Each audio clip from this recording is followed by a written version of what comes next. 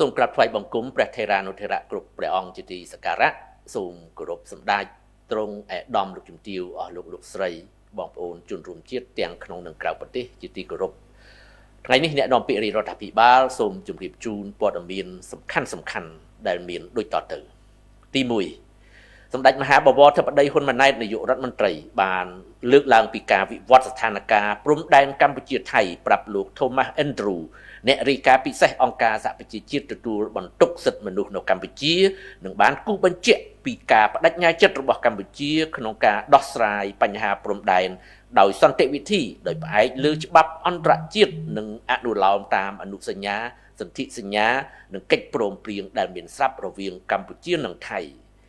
បញ្ហានេះត្រូវបានលើកឡើងនាឱកាសដែលសម្ដេចធិបតីបានអនុញ្ញាតឲ្យលោក Thomas Andrew ជួបសម្ដែងការគួសមនិងពិភាក្សាការងារនៅឯវិមានសន្តិភាពកាលពីព្រឹកថ្ងៃទី30ខែកក្កដាឆ្នាំ2026អ្នករាយការណ៍ពិសេសទទួលបន្ទុកសិទ្ធិមនុស្សបានវាយតម្លៃខ្ពស់ចំពោះការយកចិត្តទុកដាក់របស់រាជរដ្ឋាភិបាលកម្ពុជាក្នុងការជួយសង្គ្រោះនិងគាំទ្រជនភៀសសិកដោយសារតែចំនួនព្រំដែនកម្ពុជាថៃដែលមិនទាន់អាចវិលត្រឡប់ទៅលំនៅឋានរបស់ខ្លួនវិញបាននៅឡើយលោកក៏បានថ្លែងអំណរគុណរាជរដ្ឋាភិបាលកម្ពុជាដែលទទួលយកលិខិតទុបករពាក់ព័ន្ធនឹងសិទ្ធិមនុស្សចំនួន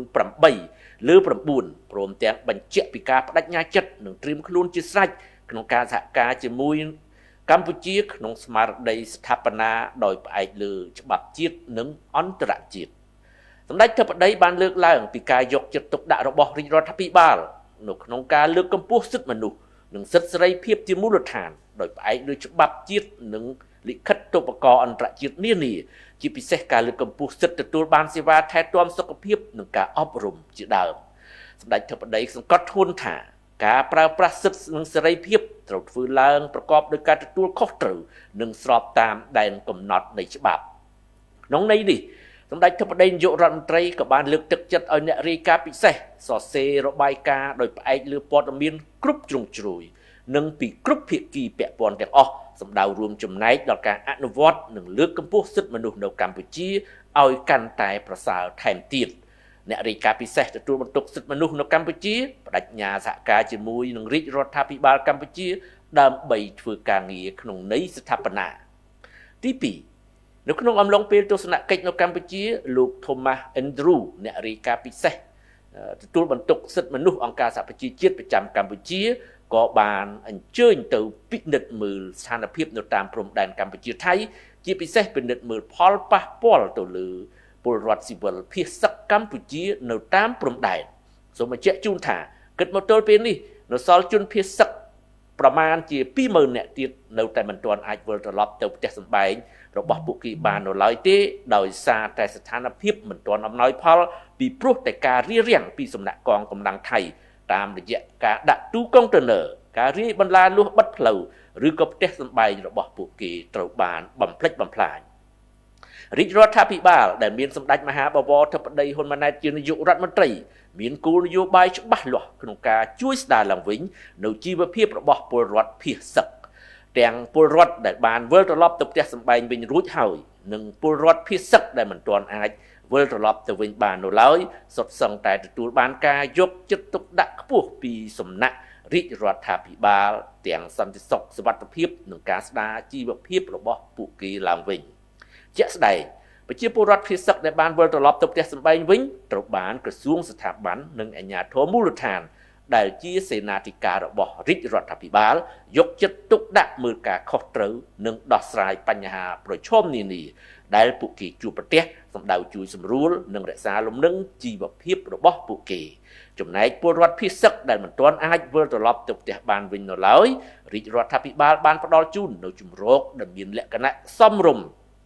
ដើម្បីស្នាក់នៅបណ្ដោះអាសន្ននៅភូមិរងចាំ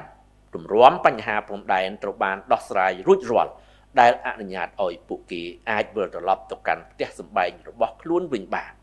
អំឡុងពេលស្នាក់នៅបណ្ដោះអាសន្នបងប្អូនពលរដ្ឋភៀសសិកបានទទួលការយកចិត្តទុកដាក់មើលថែទាំពីសំណាក់រាជរដ្ឋាភិបាលនិងមន្ត្រីអាជ្ញាធរពាក់ព័ន្ធរួមទាំងមហាជននិងសប្បុរសជនគ្រប់ទិសទីក្នុងនាមជាមហាគ្រួសារខ្មែរតែមួយនិងក្រោមស្មារតីផ្សារភ្ជាប់សមរភូមិមុខនិងសមរភូមិក្រោយដោយគ្មានពលរដ្ឋណាម្នាក់ ដែលត្រូវទទួលរងនឹងការបោះបង់ឲ្យឯកោនោះឡើយទោះជាក្នុងកលៈទេសៈណាក៏ដោយនេះគឺជាភាពកក់ក្ដៅដែលប្រជាពលរដ្ឋភាគសឹកទទួលបានពីរាជរដ្ឋាភិបាលពីអាជ្ញាធរនិងជនរួមជាតិគ្រប់ទិសទីទី3អ្នកនាំពាក្យរាជរដ្ឋាភិបាលសូមបញ្ជាក់ជូនជាថ្មីថាកម្ពុជាប្រកាន់ជំហរម៉ឺងម៉ាត់ការពារខ្សែព្រំដែនអន្តរជាតិរវាងកម្ពុជាថៃដែលបន្សល់ទុកដោយគណៈកម្មការព្រំដែនឥណ្ឌូចិនសៀមដោយគោរពគោលការណ៍ច្បាប់អន្តរជាតិគោលការណ៍ខ្សែព្រំដែនមិនកែប្រែ Uti Possibilities Juris គោរពអនុសញ្ញាសន្ធិសញ្ញាបារាំងសៀមផែនទីនិងកំណត់ហេតុបោះបង្គោលព្រំដែនរបស់គណៈកម្មការបោះបង្គោលព្រំដែនឥណ្ឌូចិនសៀមព្រមទាំងកិច្ចព្រមព្រៀងនិងឯកសារពាក់ព័ន្ធនានាដែលភាគីទាំងពីរបានឯកភាពគ្នាកាលពីពេលកន្លងមកកម្ពុជាមិនទទួលស្គាល់ជាដាច់ខាតនៅការកែប្រែខ្សែព្រំដែនណាមួយដែលកើតឡើងពីការប្រើប្រាស់កម្លាំងនិងសូមបញ្ជាក់ថាបន្លាលួសនឹងទូកុងតឺន័រឬក៏សំណង់ផ្សេងៗទៀតដែលភាគីថៃបានសាងសង់មិនអាចមកជំនួសខ្សែព្រំដែនអន្តរជាតិរវាងប្រទេសទាំងពីរបានជាដាច់ខាតអាស្រ័យហេតុនេះសូមបងប្អូនជនរួមជាតិមេត្តាជ្រាបជាព័ត៌មានបាទសូមអរគុណហើយនឹងសូមគោរពលាតែប៉ុណ្ណេះ